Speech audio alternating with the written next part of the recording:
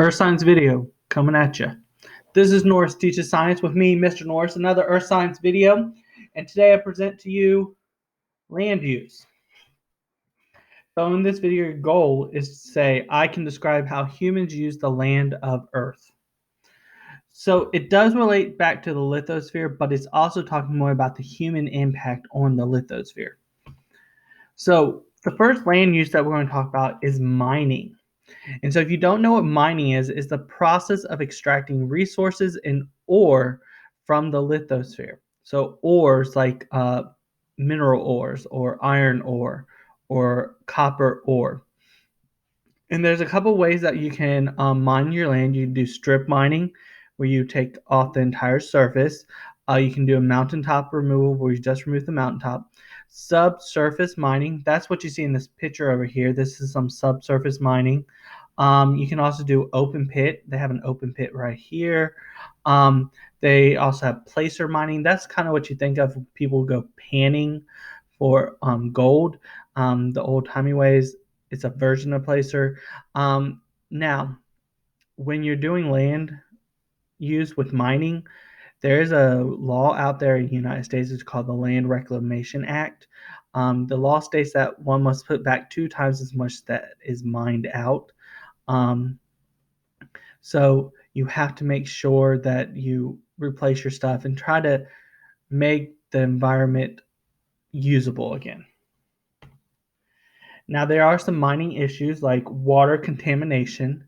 Um, Sometimes different chemicals leak into the water from the mine through runoff, and that can pollute the rivers nearby or the streams nearby.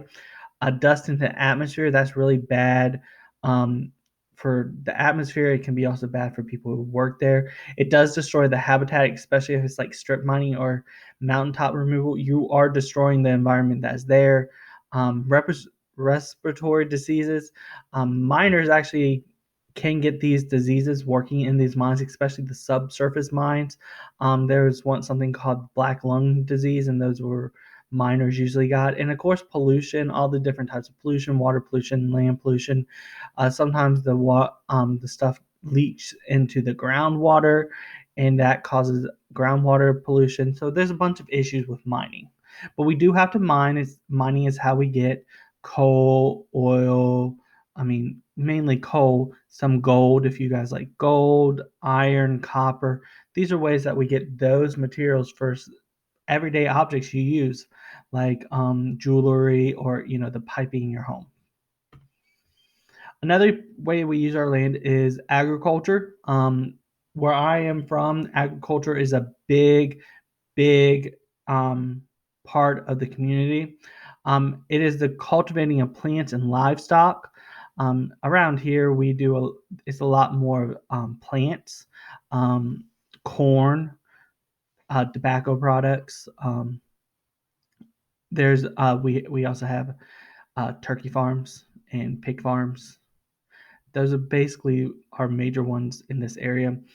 Some old methods for plant wise is spraying fields with water. That's an old method, and also pesticide spraying. That can cause a whole nother problem with pesticide resistance, and it can also leak into the um, water and cause problems there. And salinization, where you get the soil too salty and then things cannot grow.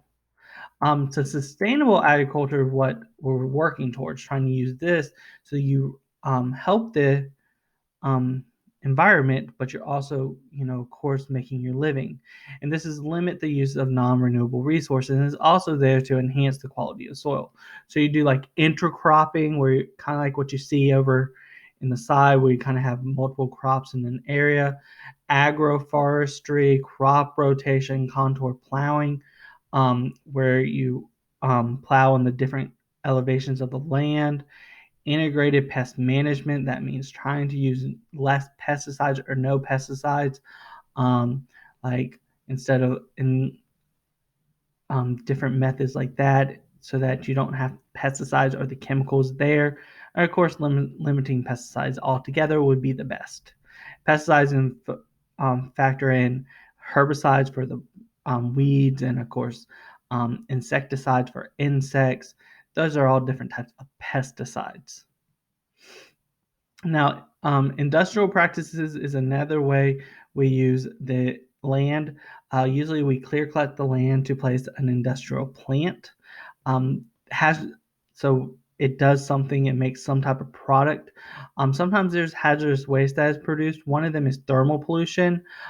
This is when they're using water to cool down their machinery, but then they have to get that water out. They usually flush that into a local um, river or something, or stream or pond. The water's hot, it goes into a natural source, raises the temperature, and some fish and aquatic life can only live at certain temperatures, and it raises the temperature and it can kill them off. Of course, chemical waste entering the water system is a problem too. And then we also use the land for housing and development. Um, like new subdivisions are cropping up due to the population growth in an area. Like you see in this picture here, this is a whole new subdivision. All the houses look the same to me. I don't know if I would want to live there. When I finally get a house, want a unique house.